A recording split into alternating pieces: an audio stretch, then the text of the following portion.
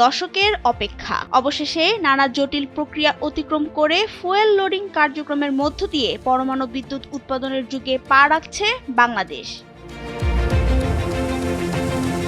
16 April commissioning অর্থাৎ পরমাণু চুল্লিতে জ্বালানি হিসেবে ইউরেনিয়াম প্রবেশের লাইসেন্স পাওয়া যায়, যা দেশে এসেছিল 2023 সালে। জীবাশ্ম জ্বালানি থেকে সম্পূর্ণ ভিন্ন এই ইউরেনিয়াম 235-এর সমৃদ্ধ ধাতব পদার্থটি খনির আকরিক থেকে নানা প্রক্রিয়া করে তৈরি করা। তবে তা যেন দেশ এবং পরিবেশের জন্য কোনো হুমকির কারণ না হয়ে দাঁড়ায়, এর জন্য নিশ্চিত করা হয়েছে সর্বোচ্চ নিরাপত্তা। এজন্য ইতোমধ্যে সর্বাধুনিক প্রযুক্তির VVER 1200 শ্রেণীর জেনারেশন 3+ রিয়েক্টর স্থাপন করা হয়েছে।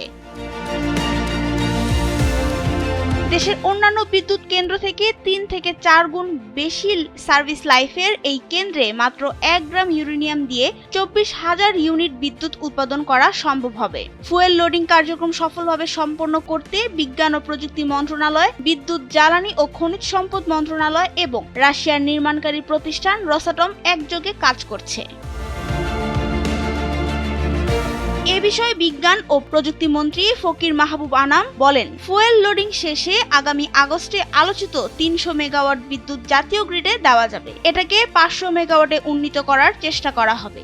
ডিসেম্বরের শেষ থেকে 2027 সালের জানুয়ারির শুরুর দিকে 1000 মেগাওয়াট জাতীয় গ্রিডে দেওয়ার আশা প্রকাশ করেন তিনি।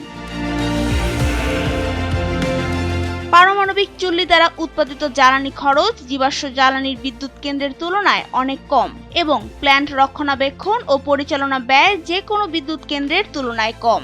সেই অনুযায়ী বিদ্যুতের মূল্য 4 থেকে 5 টাকার মধ্যে থাকবে বলে ধারণা করা হচ্ছে। আশা করা হচ্ছে এই কেন্দ্র দেশের মোট চাহিদার প্রায় 10%-এরও বেশি পূরণ করবে। নাবিলা রহিম, সময়ের আলো।